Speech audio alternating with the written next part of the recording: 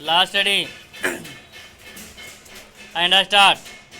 अध्यक्ष महोदय, उसके लिए सब कुछ करना है तो फिर कृषि उत्पादन का जो मूल आधार है उस खाद और पानी की जो व्यवस्था है, जब उस पर ही कर लगाया जाता है तो मेरे मन में आता है कि कहीं वित्त मंत्री महोदय अपनी ही बातों को अपने ही सिद्धांतों के द्वारा तो काट नहीं रहे हैं। मैं कहना चाहता हूँ कि हमारे देश में अभी भी चौथाई भूमि से ज़्यादा सिंचित भूमि नहीं है। इस देश की जितनी कृषि योग्य भूमि है उसका चौथाई से भी कम हिस्सा ऐसा है जो सिंचित भूमि के नाम से पुकारा जा सकता है।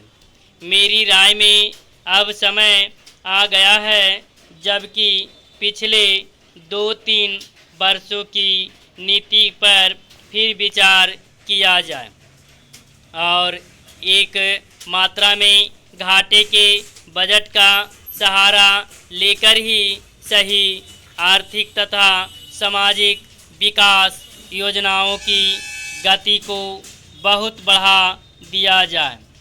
इस मामले में मैं समझती हूँ कि तुरंत कार्यवाही होनी चाहिए ताकि आज जनसाधारण में जो असंतोष उभर रहा है वह हानिकर दिशाओं में न चलने पाए।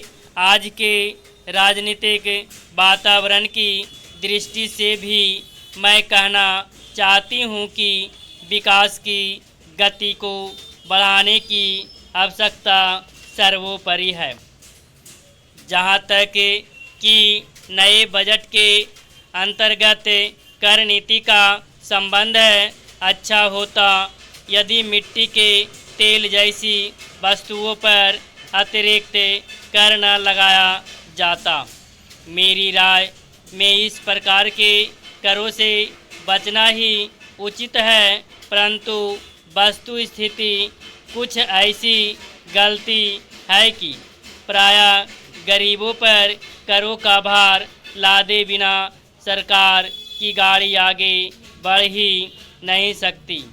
एक नया कर जिसे पहली बार वित्त मंत्री ने लगाने की ठानी है वह कृषि संपत्ति संबंधी कर है। अब से पहले कुछ राज्यों में कृषि संबंधी आयकर लगाया गया था, परंतु उसके प्रशासन तथा वसूली आदि में इतनी कठिनाइयाँ आई कि राज्य सरकारों को अपनी नीति बदलनी पड़ी। बात यह है कि जहां करोड़ों अनपढ़ तथा गांवों में बसने वाले किसानों पर हिसाब किताब रखने और रिपोर्ट भेजने की जिम्मेदारी ला दी जाती है, वहां ऐसा कोई कर सफल नहीं हो सकता।